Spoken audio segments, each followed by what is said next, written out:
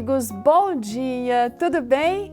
Então, será que alguém ainda está com o coração partido, dolorido por causa do dia de ontem, por ter perdido alguém, não estar conseguindo lidar com essa situação?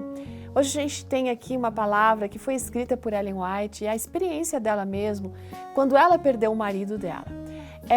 Ela teve uma experiência muito sofrida, sim, mas também teve uma grande transformação. E ela escreve a respeito disso numa carta para uma amiga que se chamava Fanny Capehart, que também perdeu o marido, né? E estava sofrendo muito. Então ela compartilha como ela foi superado isso.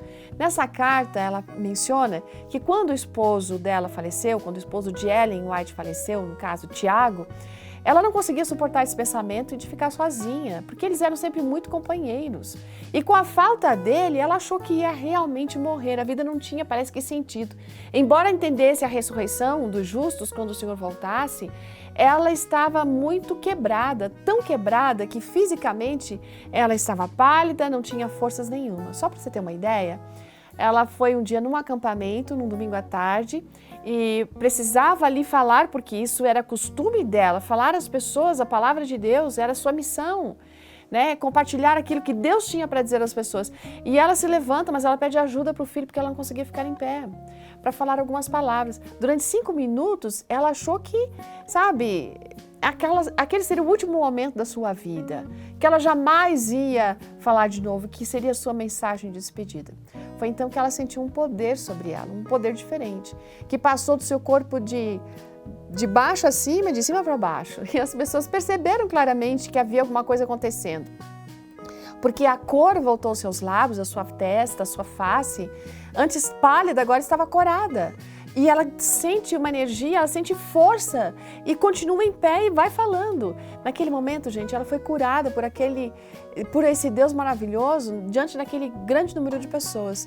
E ela começou a louvar a Deus. Ela tomou o seu lugar, dando testemunho diante do que estava acontecendo naquele momento para aquela congregação. Era como se ela tivesse sido erguida dentre os mortos. Então, o que ela escreve nessa carta para Fanny, e que é para você e para mim, é o seguinte: a gente não pode permanecer nesse estado, a gente pode se levantar pela graça de Deus, né? Não precisamos ficar demonstrando desconfiança em relação ao nosso Senhor, mas a gente pode avançar com fé, a gente precisa realmente crer nessa promessa da ressurreição, fazer o nosso melhor, né? Porque essa é a nossa vida aqui, a nossa obra, a vida continua e jamais temos que ficar torturando a nossa alma muitas vezes por aquilo que a gente viveu, sabe? Nesse sentido de ficar lamentando e lamentando e lamentando e sofrendo. Gente, a gente precisa ter essa humildade, essa lealdade de confiar de que Deus é presente, de que Ele nos sustenta, de que Ele nos levanta. Então tenhamos ânimo, porque não adianta apenas eu ficar só esperando, eu preciso tomar a frente, eu preciso dar meu passo, como Ellen fez, ela se levantou e foi. Seja qual for a dor que você esteja sentindo agora, acredite. Deus vai trazer consolo e solução. E fique com o texto de Apocalipse 14, verso 13, que diz que são felizes são os mortos que morrem no Senhor.